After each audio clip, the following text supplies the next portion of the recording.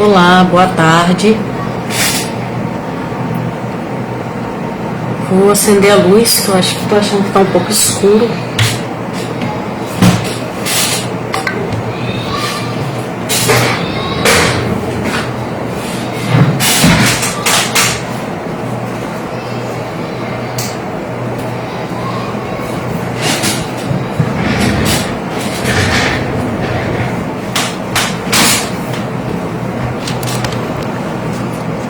Boa tarde.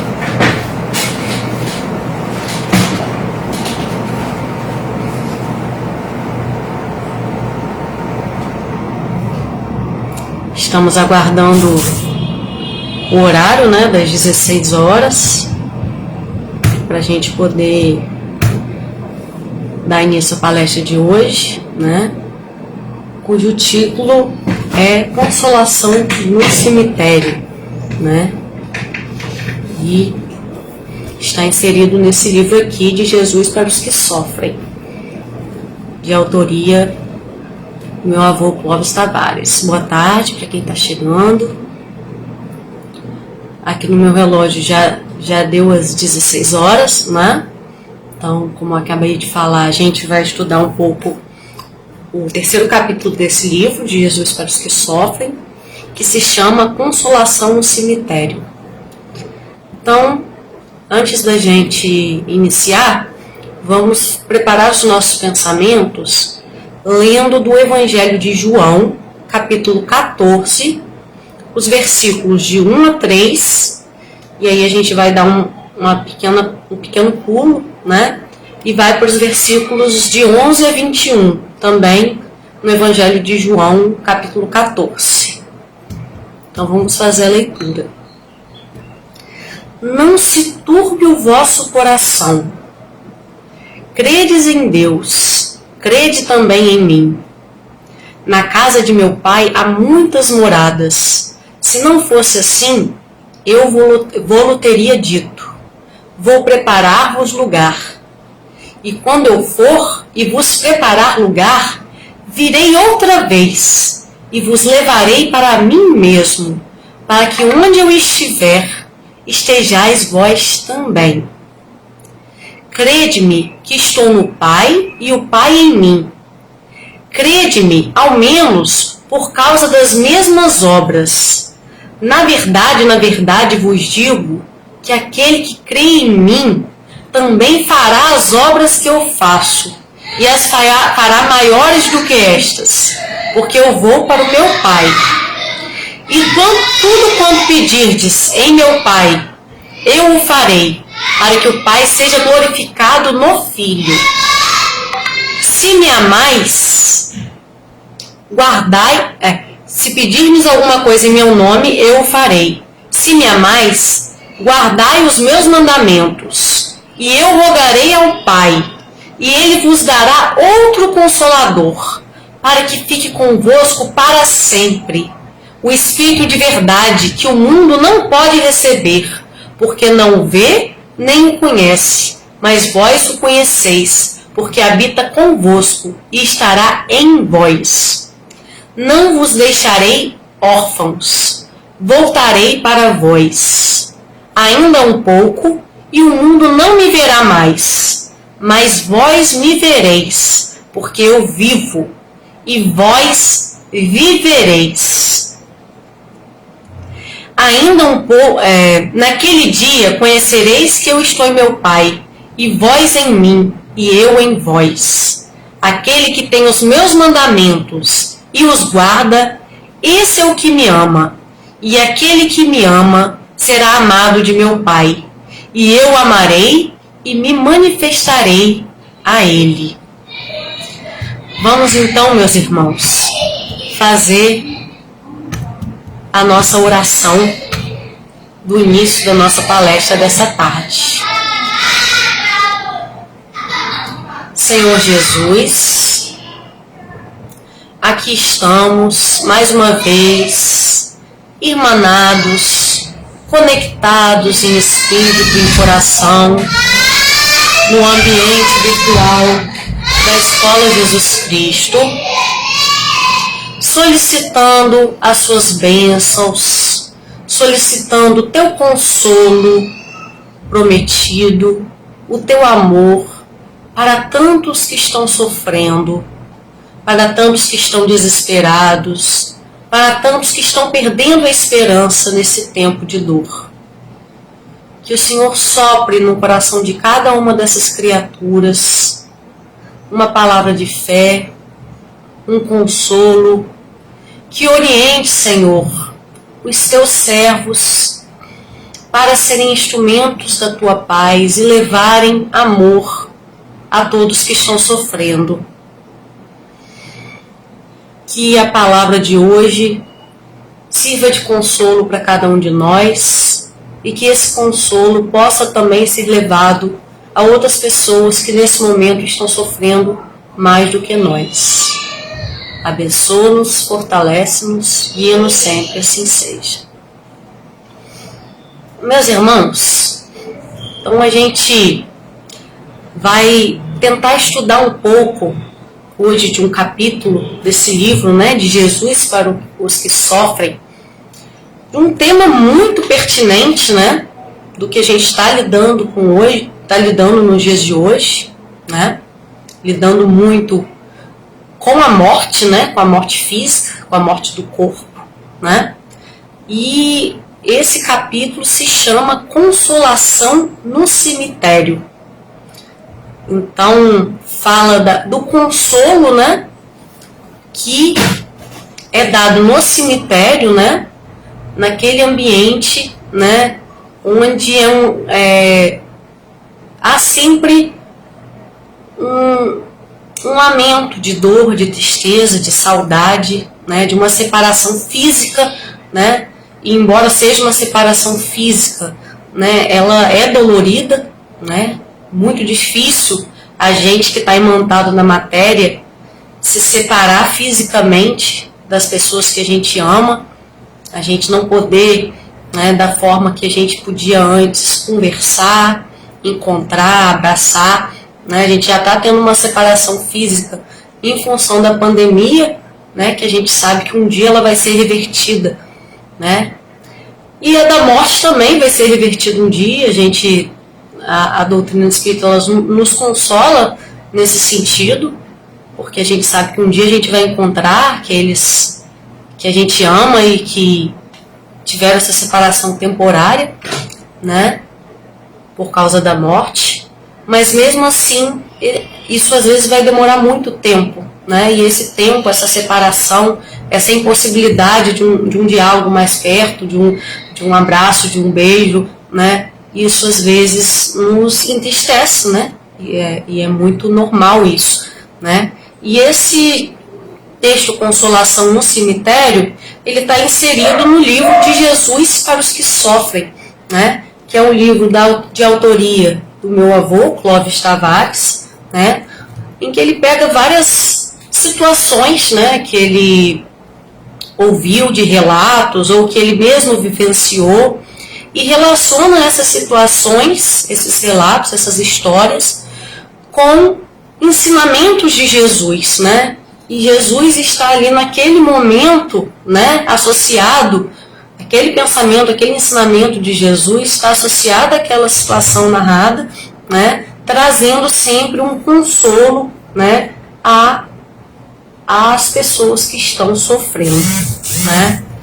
Então, são temas muito pertinentes, né, tanto a questão da morte, né, como a questão do sofrimento, né, associado ou não à morte física, né, como a necessidade da consolação, né, e aí, obviamente todo mundo está vivenciando isso, né, mas contextualizando, a gente está numa situação em que pela primeira vez, né, há 2 dias atrás, a gente atingiu mais de 4.000 mortes por dia, né, então o Brasil chegou a uma média de mortes diárias acima dos outros países, né?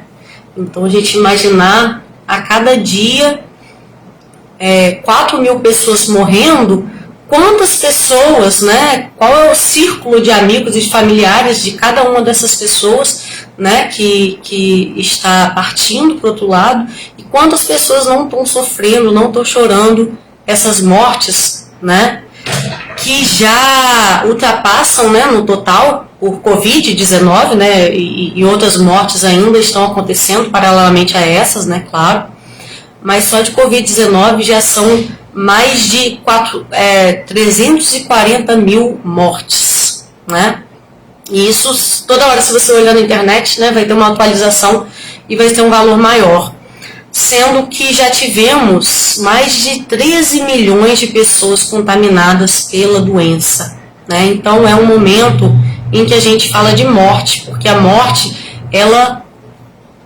chega pra gente, né, para nossos familiares, para pessoas queridas, né? Essa semana a gente teve a despedida do Dr. Almir, né? Que é admirado por todos na Escola Jesus Cristo, pai da Lídia Beatriz, né? Assim como também tivemos que nos despedir do nosso grande tesoureiro, amigo de todos, Ronaldo, né? E tivemos muitas mortes e muitas doenças e muitas situações tristes, né? De familiares também, de pessoas da Escola Jesus Cristo, né?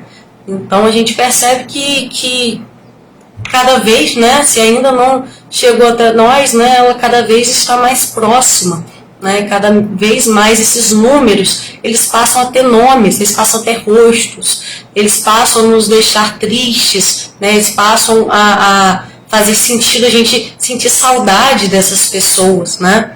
Então cada vez mais pessoas, né, no Brasil, né, e eu falo no Brasil porque teve uma gestão bem assim ruim da pandemia, né, em comparação a outros países do mundo, né, uma gestão que negava a doença, a seriedade da doença, a necessidade do uso de máscaras, do uso do álcool em gel, né, muitas vezes dando conselho contra o que a comunidade científica estava pregando, não investindo em vacinas, né, muito pelo contrário, às vezes negando e dificultando situações comerciais de compra de vacina. A gente já poderia estar com uma população com o tamanho do SUS que a gente tem e com nossos programas de vacina, era para a gente ter sido exemplo no mundo, né, em vacinação, porque a gente já tem um know-how de vacinar, né, a população em massa, né?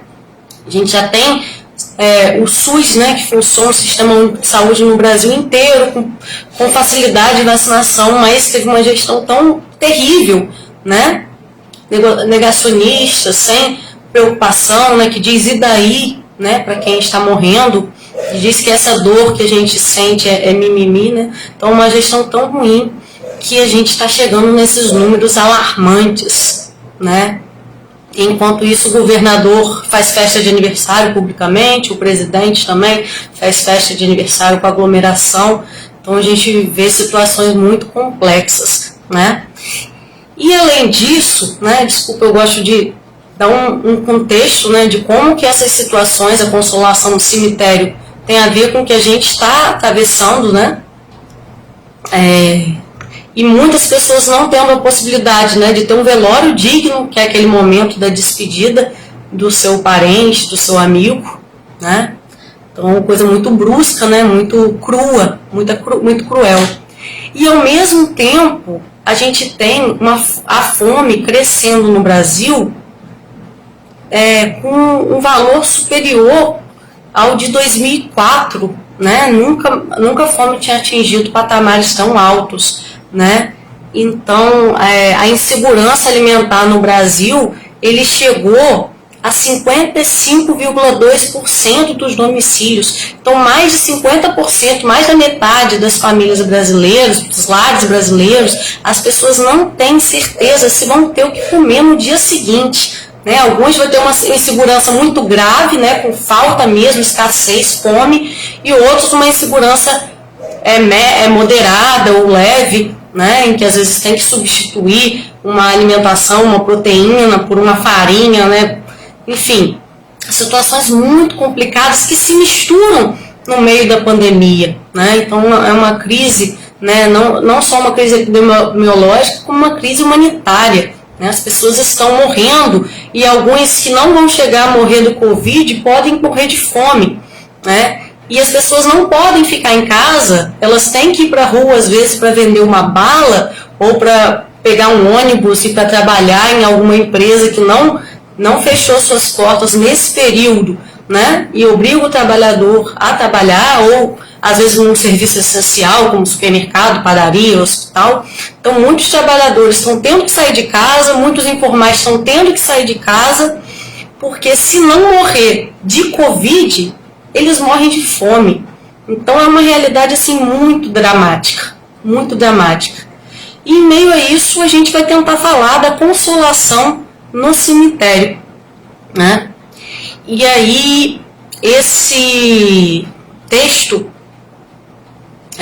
que é o terceiro capítulo do livro de Jesus para os que sofrem, ele começa, né? A epígrafe, né, não vos deixarei órfãos, voltarei para vós. Então a promessa de Jesus que estaria entre nós, né, que voltaria para nós, que enviaria um Consolador, né, e que estaria conosco, né, nas maiores atribulações, né.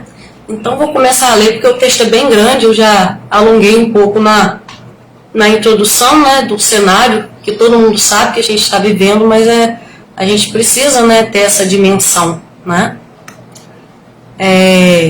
Aconteceu no cemitério de Pedro Leopoldo, Minas Gerais, a terra natal de nosso querido Chico Xavier. Conheço a humilde necrópole, isso é meu avô, Clóvis, né, falando, pois algumas vezes lá fui, em companhia de amigos do coração, em dias de dor e saudade. O fato que aqui se conta se deu no início da década de 30. Foi o próprio Chico que me narrou, há muitos anos.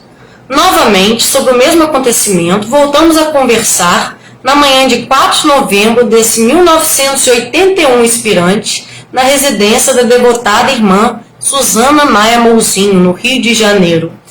Só destacar aqui esse grau de amizade e de intimidade, né, entre Chico, entre meu avô Clóvis, né, que eles compartilhavam esses relatos, essas coisas que aconteciam, né, Susana também. Então nesse momento estavam os três no apartamento de Susana e Chico retoma uma história que ele já havia contado, né, ao meu avô e que a gente tem acesso através desse livro, né, uma preciosidade, né, porque meu avô Clóvis compartilhou com a gente, né, uma história, né, que ele ouviu direto da boca de Chico. E a gente agora também, é como se a gente partilhasse um pouco dessa intimidade entre eles, né? Então, no cemitério de Pedro Leopoldo, uma pequena multidão assistia a cerimônias de enterramento do senhor Dudu, conhecido e estimado músico. Em pranto, a viúva Dona Vitalina Tarabal e demais familiares, entre grande número de amigos. As músicas dolentes, executadas pela banca musical de Pedro Leopoldo, espalhavam na paisagem de crepúsculo vibrações de tristeza e de saudade. Ao longe, o sino da igreja melancoliamente seus lamentos. Um ambiente de dor se fizera no vasto recinto da necrópole, né? Então, a gente tem, né, normalmente, a gente encara a morte, pelo menos na nossa cultura, né, mais ocidental, né, aqui no Brasil, né, com esse ambiente, o velório, né, o enterro, né, são ambientes geralmente de tristeza, de dor, né, às vezes tem músicas, né, os próprios velórios na Escola Jesus Cristo, a gente geralmente entoa hinos, né, para poder até manter uma vibração boa para o próprio desencarnado que pode ter ali perto, né, e precisa das vibrações positivas, né, que às vezes se as pessoas ficarem livres, tem algumas conversas que não são muito edificantes, né, que não colaboram. Então geralmente é aquele ambiente de dor, de tristeza, né, que Chico relata, né, ao meu avô nessa situação aqui. né? Outras culturas enxergam a morte de maneiras diferentes, né? Enfim, são diversas maneiras, né, de lidar com a separação. Mas de alguma maneira, né, em algum momento, seja na cerimônia da despedida ou em algum outro momento, a gente, com esse corpo tão materializado ainda, tão dependente desse contato físico, né, dessa questão física, a morte, né, ela vai trazer dor, né? Por mais elevada que seja a pessoa, por mais espiritualizada, né? A saudade, né, ela dói, né? Os companheiros daquele que partira ainda faziam vibrar naquele parecer os sons lamentosos dos seus instrumentos, traduzindo as saudades da corporação musical e dos amigos que ficavam. Chico Xavier, amigo da família em lágrimas, também estava ali. Gente, Chico, logo Chico, que podia ver as pessoas, né, que tinham acesso ao mundo espiritual, os espíritos desencarnados, ele também estava chorando? Também estava. Primeiro porque esse contato de Chico não era um contato imediato com qualquer pessoa do mundo espiritual que ele quisesse, né? Os espíritos, eles tinham outros afazeres, tinham outros lugares, né, para ir, né? Nem sempre tinham essa possibilidade, né, de estar em contato direto com Chico, né? Mesmo com as suas possibilidades mediúnicas. Então o Chico chorava de saudade, né? E além disso, chorava por empatia. Imagina Chico vendo aquela viúva, né, entristecida, chorando, né? Então ele tinha uma empatia tão profunda que ele também chorava pela dor daquela viúva, pela dor dos familiares, dos amigos. Então chorar é normal, é saudável, é importante, né? Antigamente ensinava as crianças a engolir o choro, principalmente os meninos. Homem não chora, homem chora sim. Homens, meninos, mulheres, né, todos choram, e é importante chorar, né, não é bom engolir o choro, engolir as emoções, é preciso, né, colocar essas emoções para fora de alguma maneira, né, se for de uma maneira que não agrida, né, não ofenda ninguém, a gente precisa colocar para fora, né, isso que a gente está sentindo, esse choro, essa tristeza, né, isso precisa ser externalizado, né, senão a pessoa acaba implodindo, né, com tantas emoções que ela não consegue externalizar. Então chorar é muito importante. E aí a gente lembra que não foi só Chico que chorou, né, o próprio Jesus, após a morte de Lázaro, ele chorou. E Jesus chorou um pouco antes de ressuscitar Lázaro. Jesus sabia que ele ia ressuscitar Lázaro, e mesmo assim ele chorou, né? Então ele chorou porque a morte, né, ela traz tristeza. Ele viu a tristeza das irmãs, ele viu a tristeza de toda uma humanidade, né, que está submetida ainda a essa vida física, que está submetida ainda às dores da carne, às dores da perda, às dores da saudade. Jesus chorou, o menor versículo da Bíblia, né, que está em João, capítulo 11, versículo 35. Então, Chico chorou, Jesus chorou. Quem somos nós para não chorarmos, né?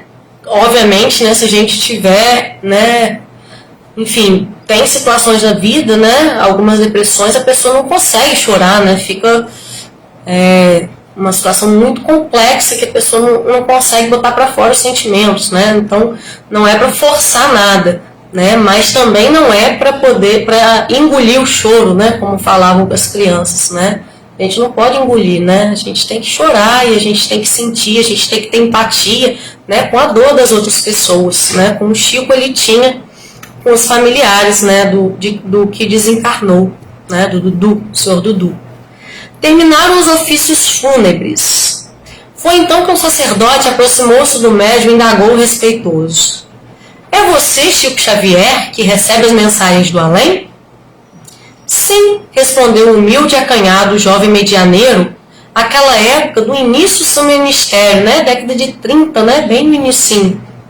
O sacerdote diz-lhe então de chofre, embora sem caráter de desafio: gostaria que você recebesse aqui no cemitério uma poesia para mim. Então olha que interessante, o padre ele aborda Chico, né, num ambiente público, né, não foi num ambiente privado. Provavelmente outras pessoas ali poderiam estar ouvindo, né, porque não se menciona aqui que ele sussurrou, né? Então ele estava ali despido de qualquer preocupação que os outros vão achar, poxa, eu, padre católico, né? E a igreja, né, de alguma forma não admite esse tipo de comunicação, né? Apenas tipo, as revelações do Espírito Santo, né? Mas não esse tipo de comunicação com o mundo espiritual, né? E aí ele fala com Chico, né, com humildade, e pede uma mensagem. E aqui, né, meu avô deixa bem claro, e provavelmente Chico deixou ele claro para ele, que não tinha um caráter de desafio. Se você recebe mesmo, então essa é uma mensagem aí para eu ver, vamos ver se você consegue. Não foi esse sentido. Ele realmente estava tocado, né, e ele sentiu essa necessidade de ter uma mensagem, de ter um consolo, né? Às vezes ele mesmo já se questionava, poxa, será mesmo que as pessoas que partiram não podem se comunicar? Né? Então, às vezes ele tinha dúvida, né? Mas não era uma dúvida no sentido de desafio, de colocar Chico à prova, né? Era uma dúvida genuína e ele estava querendo receber essa mensagem, né? Chico explica-lhe com aquela simplicidade de almas sinceras a dificuldade da psicografia, assim de repente, sem preparação. Mas o padre insiste e entrega-lhe lápis e papel. Humilde como sempre, encantadoramente humilde, Chico limita-se a acrescentar sem mais existência. Vamos ver, padre, se Deus nos ajudar, né? Então, a gente tem, né, uma frase que até Chico falava, né, que o telefone toca de lá para cá, né? E isso é verdade porque sempre tem que vir uma vontade do mundo espiritual para que haja uma comunicação, né? Mas não significa que alguém não pode pedir, como o padre pediu, né? Não pode solicitar, né? Por exemplo, às vezes em orações a pessoa pode fazer um pedido, né? Um pedido de que sonhe com alguém que já partiu antes, né? Ou que sinta, né? Então, são pedidos que as pessoas têm, né? E que as pessoas podem fazer. E que o padre fez a Chico, né? Ele queria uma mensagem. Só que a questão a gente pede, a gente não ordena, né? Como hoje em dia tá na moda ordenar a Deus, né? Algumas coisas, principalmente coisas materiais, né? Então eu acho que a gente pode pedir sempre, né? Consolações, pode pedir mensagens, pode pedir encontros nos sonhos, né? Pode pedir respostas, né? Que nas diferentes culturas e religiões essas respostas elas vêm de diferentes formas, né? Não tem só a psicografia, dentro do próprio espiritismo tem outras formas, psicografia, psicofonia, né? Tem a questão do através do sonho, né? Mas tem também outras possibilidades, né? Em outras culturas e outras religiões. A questão a gente pode pedir o que a gente quiser, né? Mas a gente tem que entender que a resposta só vai vir, né? O telefone toca de lá para cá, então a resposta só vai vir, né, se for da vontade do plano espiritual nos entregar alguma resposta, né? E muitas vezes pode não vir do jeito que a gente espera, pode vir em forma do sonho, de uma intuição, né? E às vezes a resposta já veio e a gente não estava atento o suficiente para receber a resposta de Deus. Então, tudo isso, você pedir, mas está com o coração aberto para qualquer tipo de resposta que vier, e até uma negativa, se aquilo não for fazer bem naquele momento, e também estar atento para ouvir a resposta, né? Que muitas vezes vem de uma forma ou de outra, né? Então, Chico falou, se Deus nos ajudar, né? Se Deus permitir, se o Espírito tiver disponibilidade para vir mandar a mensagem, eu estou aqui, eu me coloco à disposição. Ele sempre se colocando como um humilde servo, um humilde instrumento, né? Mas na verdade é um instrumento maravilhoso, né? E colocando a folha de papel sobre a laje de um túmulo próximo, após breve oração silenciosa, Chico começou a escrever. O lápis do sacerdote executa a tarefa mediúnica. Foi a meiga, a sempre caridosa Alta de Souza, que veio ao encontro da estranha petição. Veio e escreveu a céu aberto, o lápis a correr celeremente. Então, nesse caso, houve o merecimento do padre que havia feito o pedido. Chico, né, como instrumento, como um maravilhoso instrumento, se colocou disponível em oração. Alta de Souza, né, ela teve possibilidade naquela hora de assumir aquela tarefa de tal o poema, né? Então Deus atendeu ao pedido do padre, né, que merecia, através da ajuda de Chico e de Alta de Souza, né? Então Deus às vezes responde, né, mas ele às vezes utiliza, né, não é aquela resposta direta, aparece Deus na nossa frente e dá as nossas respostas. Ele utiliza, né, intermediários, né, nas suas ações. Então, Adeus é o título do soneto, posteriormente incluído no majestoso Parnaso de Alentúmulo. Então vamos ler o soneto. O sino plange em terna suavidade, no ambiente balsâmico da igreja. Entre as naves no altar tudo adeja, o perfume dos goivos de saudade. Geme a viuvez, lamenta-se a orfandade, e a alma que regressou do exílio beija a luz que resplandece que viceja na catedral azul da imensidade. Adeus, terra das minhas desventuras. Adeus, amados meus, diz nas alturas, a alma liberta, o azul do céu singrando. Adeus, choram as rosas desfolhadas. Adeus, clamam as vozes desoladas de quem ficou no exílio soluçando. Então, um poema bonito, né, e muito triste, né, porque está falando do que a gente está falando aqui, da tristeza da morte, né, da viuvez, né, que geme, da orfandade, né, aqueles que perdem seus pais, né, como é triste, né, pior do que perder os pais, né, provavelmente é só perder os próprios filhos, né, nessa inversão de ordem que gera uma dor assim absurda, né, ou a despedida dos cônjuges também, né, enfim, os filhos, irmãos, avós, amigos, né, e aí lembrar, né, que com a Covid as pessoas nem têm direito a um velório decente, a fazer essa despedida, né, que é importante, né, às vezes esse ritual, né, de despedida, né, para a gente compreender, né, melhor e deixar seguir, né, seguir adiante, né. Então o poema fala, né, que o adeus, né, ele é dito tanto pela alma liberta, né, a alma que vai, né, que sai desse mundo de tristezas, mas que não se livra ainda da saudade, né, dos que ficaram, e também dos adeus das vozes de quem ficou aqui, né, nesse exílio, né, esse exílio porque a nossa verdadeira pátria não é aqui, é no mundo espiritual. Então o adeus de quem vai e o adeus de quem fica, né, os dois sofrem esse movimento de saudade, né. Aí eu lembrei na primeira mensagem, né, do vovô Clóvis, ele fala assim: saudade tê-la-emos sempre, aí chorava pelos que me precederam, e aqui me aflijo pelos que ficaram, né.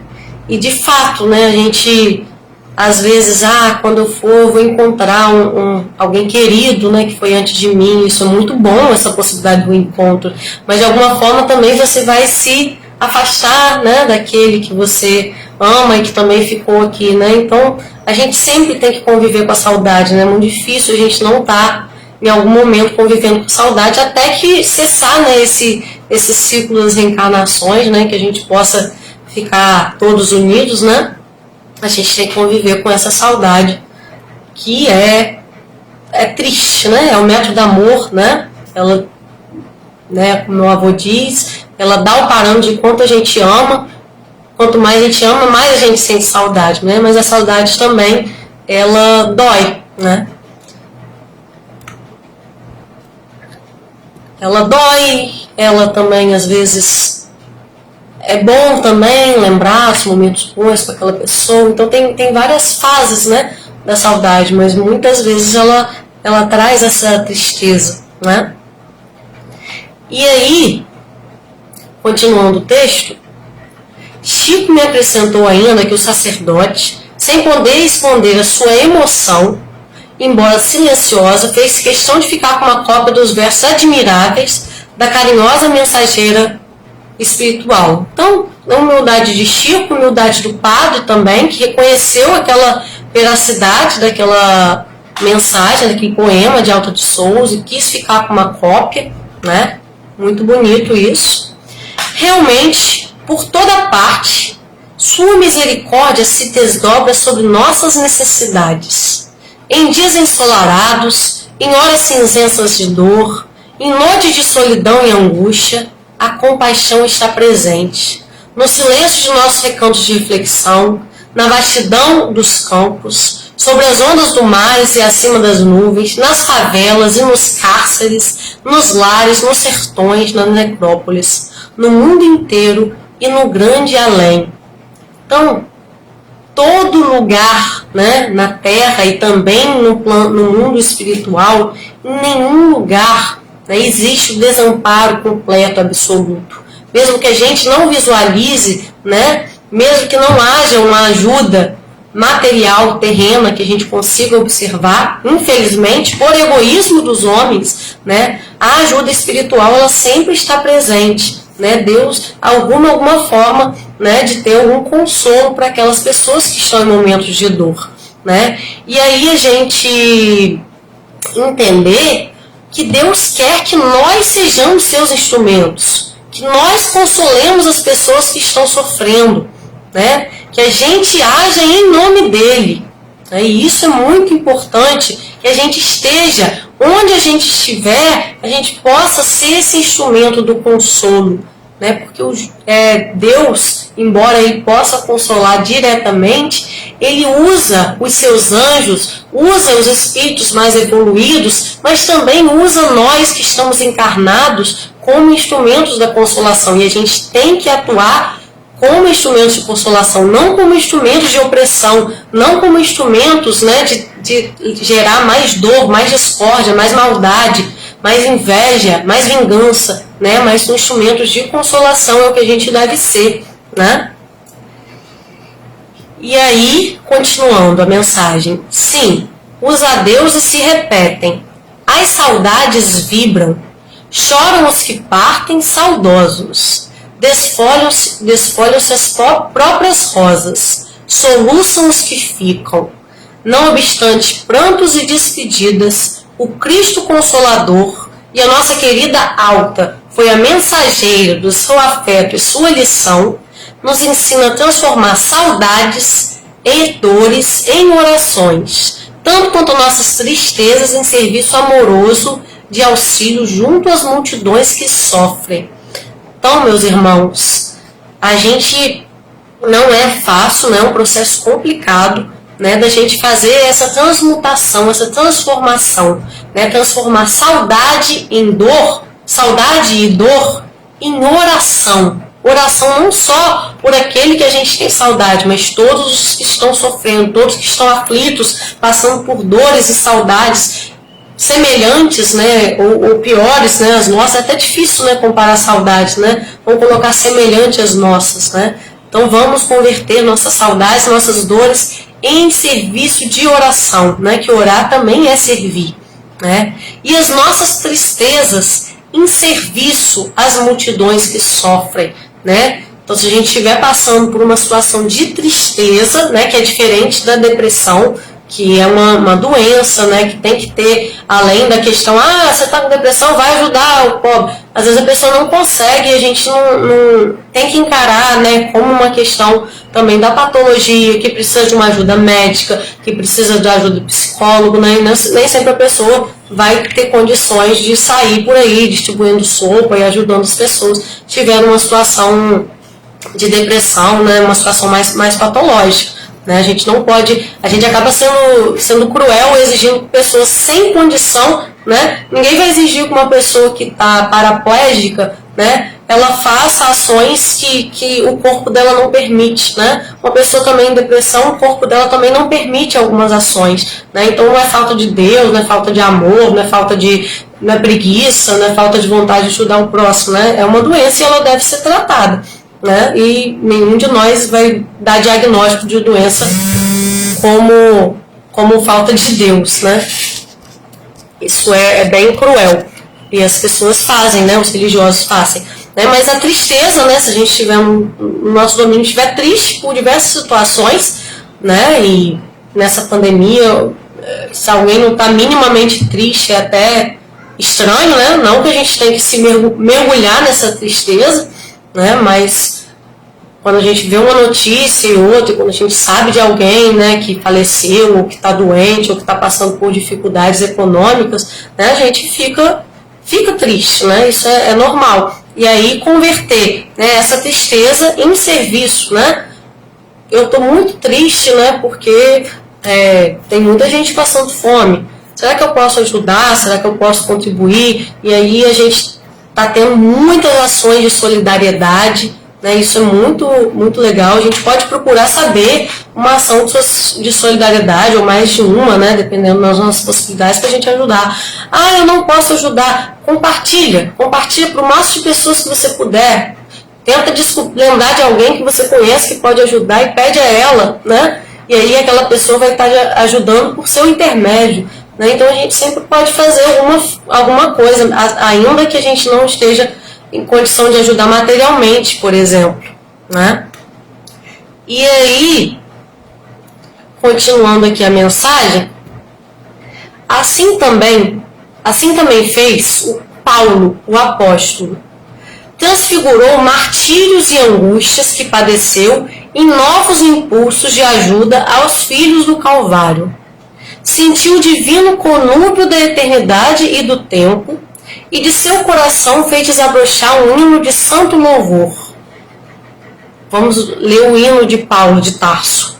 Bendito seja o Deus e Pai de nosso Senhor Jesus Cristo, o Pai das misericórdias e o Deus de toda consolação, que nos consola em toda a nossa tribulação, para que também possamos consolar os que estiverem em alguma tribulação, com a consolação com que nós mesmos somos consolados de Deus, né? Então pode parecer até meio confuso, né? Mas qual é a ideia? A ideia é, em nossas tribulações, e todos vivem e viveram tribulações, inclusive Paulo de Tarso, que era um grande apóstolo, né? Viveu grandes tribulações, não digo que seja no mesmo nível, claro que algumas pessoas estão vivendo problemas muito piores do que os nossos, né? Não está todo mundo no mesmo barco, não. Tem uns barcos que estão bem mais capenga e bem mais necessitados do que os nossos, né? Mas enfim, todos sofremos tribulações ao longo da vida, mesmo que não sejam iguais, né, para todas as pessoas. E a gente recebe consolação de Deus. E aí o que Paulo diz é que a consolação que a gente recebe de Deus, a gente deve passar para as outras pessoas, né? A gente deve consolar as outras pessoas que estão tão ou mais atribuladas do que nós, né? Então, uma rede de ajuda, né? Lembrei até daquele filme Corrente do Bem, né? Uma pessoa ajuda outras três e cada uma ajuda outras três, né? Então, a consolação vem de Deus, né? E a gente recebe, às vezes a gente já recebe por intermédio de outra pessoa que foi consolada, nos consolou, e a gente tem que partir adiante e consolar outra pessoa que talvez pode consolar outra pessoa, né? Fazer uma corrente de consolação nesse momento de tanta dor, né? Que a gente possa, né, ser um elo dessa corrente de consolação, né? E aí, tanto no sentido da oração, como nas campanhas de solidariedade, o que a gente achar que a gente pode fazer de uma boa iniciativa, né, nesse período, né? Seja uma iniciativa no nível material, se a gente tiver possibilidade, ou no nível espiritual mesmo, né? Correntes de oração, né? O que a gente puder fazer, né? E levantamo-nos, orando ainda e confiando sempre, mas aprendendo a multiplicar as bênçãos e repartir o pão. Então, meus irmãos, a gente tem que orar e confiar sempre, né?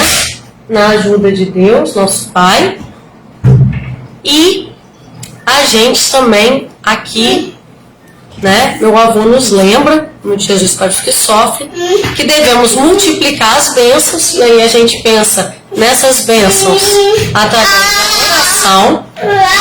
Miguel aprendeu a abrir a porta do quarto. Vou ter que trancar da próxima vez. Calma, meu filho, tá acabando. Vem com a gente, mamãe, vem. E aí as bênçãos, né? Oração, palavra, conforto, né? Ligar para alguém que está muito sozinha nesse período. E repartir o pão, né? Que aí a gente entende como também um auxílio material, né? Que também é fundamental, também é necessário, né? Não é menor, né? O auxílio material não é menor do que o auxílio espiritual, né? Então vamos orar, né? Porque Miguel já está impaciente aqui.